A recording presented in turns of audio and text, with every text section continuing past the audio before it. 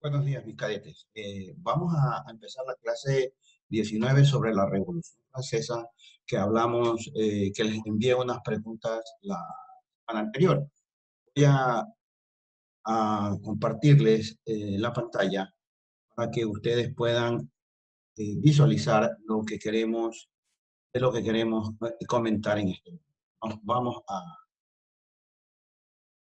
analizar en sí lo que es la Revolución Francesa en sus inicios, porque ustedes ya tienen que haber resuelto las preguntas que se les envió, que tenían que irlas siguiendo con el video respectivo. ¿Ok? Entonces, a ver que me salga aquí la computadora. Ay, no, esto tampoco es. La computadora a veces me falla un poco. Pero está, vamos a ver, aquí está. Vamos a hacer esto un poquito más grande. Vamos a empezar por esta parte, la Revolución Francesa. Déjame caer.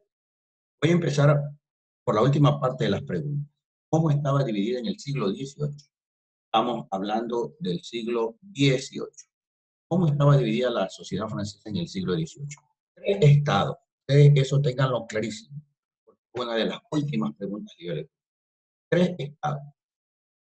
La iglesia, la nobleza y la burguesía. Yo le he puesto ahí burguesía pueblo, pues la burguesía son los comerciantes, ahí había médicos, comerciantes, artesanos, o sea, esto es como quien dice el pueblo, burguesía. Algunos burgueses tenían un poco de dinero, otros eran más pobres, ¿no? Pero la sociedad francesa vivía ya en un caos de explotación. ¿Por qué les he puesto estas?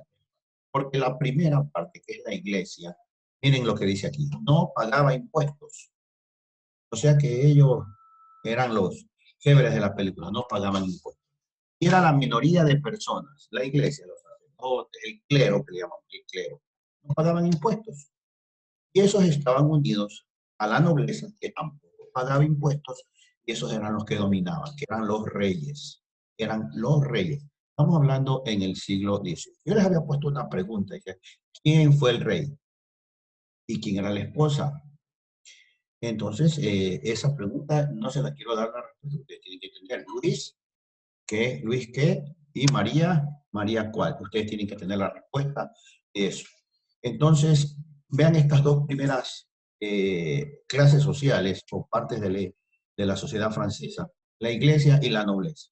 Era la minoría, o sea, la menor cantidad de personas, la iglesia y la nobleza. Pero ellos sí vivían con todas las comodidades, tenían los mejores manjares, tenían las más grandes mansiones, la gran cantidad de tierras, pero no pagaban impuestos.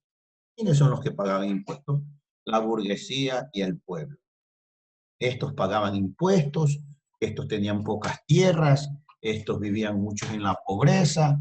Entonces, esta burguesía y el pueblo, ya que había gente también de dinero, no es que no había gente de dinero, comenzaron a reunirse y a adoptar lo que llamábamos el pensamiento ilustrado. El pensamiento ilustrado. Recuerden que había Montesquieu, Voltaire, esos pensadores se reunían en casa de gente adinerada y decían que había que combatir la ignorancia, la superstición, había que combatirla, la pobreza había que combatirla con las ideas de la ilustración. Y comenzaron a leer gran cantidad de libros, que llamaban enciclopedias. Y ahí se plasmaron las ideas de libertad, igualdad y fraternidad. Pero esto fue en vean, aquí donde está el cursor, este estado. Estaba cansado, estaba cansado. Acá vivía la reina comiendo manjares. El pueblo tiene hambre, pues que coman pasteles. Ya, el pueblo se cansó. El pueblo se cansó y por eso, y por las ideas ilustradas, una vez que la gente comienza a estudiar y a ser culta, se comienza a dar cuenta de quién lo está oprimiendo, de quién está abusando del poder económico. Se da cuenta el pueblo. Entonces, esta burguesía y el pueblo, unidos con las ideas ilustradas, las enciclopedias que traspasaron fronteras, decíamos, fueron influencia en las 13 colonias americanas para que se libren de los ingleses. Y ahí creció y se inició los Estados Unidos, que hoy conocemos. Eran solamente 13 colonias que estaban en la costa del Océano Atlántico. Ellos pues adaptaron esta idea del pensamiento ilustrado y de la enciclopedia. Entonces, ellos querían terminar con esta estructura, que la iglesia no pague impuestos, que la nobleza viva de lo más lindo y que el pueblo vive en una tremenda pobreza y explotación. Entonces ustedes, más a esto quería que tengan claro, ¿no? Iglesia, nobleza y burguesía. Porque vamos allá, y me olvidaba de una cosa, cuando había elecciones para elegir autoridades, estos eran los que determinaban, la iglesia y la nobleza. ¿Por qué? Porque se votaba por segmento, es decir, un voto por la iglesia, un voto por la nobleza y un voto por la burguesía. Uno y uno, dos. Acá tenían uno, ¿quién ganaba? La iglesia y la burguesía hacían dos. Siempre dominaban ellos. Entonces, estos de acá dijeron, no, no hay que votar así para elegir autoridades. Votemos por cabeza, por per cápita, por persona.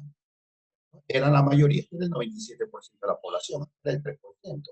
Iglesia y nobleza constituían el 3% de la población y la burguesía el 97% de la población. Si votaban por persona, la burguesía iba a ganar, pero hicieron que se vote por segmento.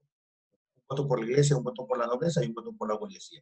Eso proponía el Estado 1 y 2, pero después de la revolución esto se cambió. Nosotros lo vamos a ver más adelante en las preguntas más adelante, que tengamos posteriormente. Miren, yo les he puesto aquí una imagen, ustedes ven aquí una navaja fuerte, se llama la guillotina. Prácticamente, de guillotina viene el nombre de Guillotín, que era el que la inventó. Entonces ven que aquí ponían la cabeza ahí, a esa le volaban la cabeza a los corruptos. Vean que la revolución en ciertas partes era muy fuerte. Esto es parte de la Revolución Francesa. Aquí fueron decapitados muchísimos corruptos, que lo vamos a ver en las posteriores. Pero quiero que ustedes tengan claro, primero que me han resuelto esas 12 preguntas, ustedes van observando el video, un enlace que les envíe el video, y van resolviendo la pregunta. Vean el video varias veces, porque esto es muy importante porque tuvo repercusiones, no solamente para las colonias que formaron Estados Unidos, sino también hubo repercusiones acá en Latinoamérica para la independencia de las colonias españolas. Entonces, miren, tres partes, voy a resumir.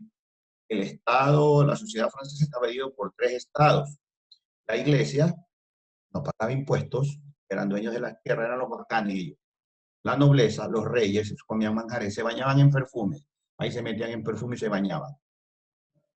Con agua casi no se bañaban. Los franceses siempre han tenido esa fama. 3% entre los dos.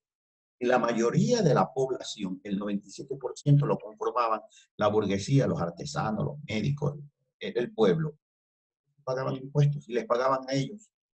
O sea, qué injusticia, qué injusticia. Lógicamente ellos se iban a rebelar, la burguesía, y se produjo la Revolución Francesa en la toma de la Bastilla, que lo vamos a ver en las siguientes clases. Pero estos tres estados franceses se reunieron también después, porque ya se asustaron los de la iglesia y la nobleza, porque el pueblo comenzó a educarse a través del pensamiento ilustrado y de la enciclopedia. Entonces, les dejo, yo ve que solamente una lámina les he puesto. Y solamente quiero que analicen sus preguntas, vean si están de acuerdo al video, al enlace que les envié, porque para la próxima semana, para no recargarlos de tarea, porque estamos en una situación muy grave, hasta de rebrote del COVID, y, y no puedo estar enviando tareas, yo sé que estar muy atareados con tantas asignaturas que les están enviando, y algunos no tenemos los medios tecnológicos para poder solventar. Entonces, mis queridos estudiantes, ojalá nos lleguemos a ver y llegamos a hacer broma, a jugar un partido de pelota por ahí, y a compartir en las clases con ustedes en forma presencial. Roguémosle a Dios, bendiciones para todos. Solamente quería que tengan claro esto y que hayan resuelto las preguntas. No les voy a enviar otra tarea, sino la próxima semana que les voy a enviar otras preguntas y después vamos a conversar. Estoy tratando de hacer una reunión directa, pero bueno, no voy a referirme al tema. Entonces, cualquier cosa me mandan mensajes por Educalinks para que vayan completando esto de la Revolución Francesa, que es sumamente interesante. Hay cadetes, nos vemos en una próxima ocasión. Ok, a ver, vamos aquí.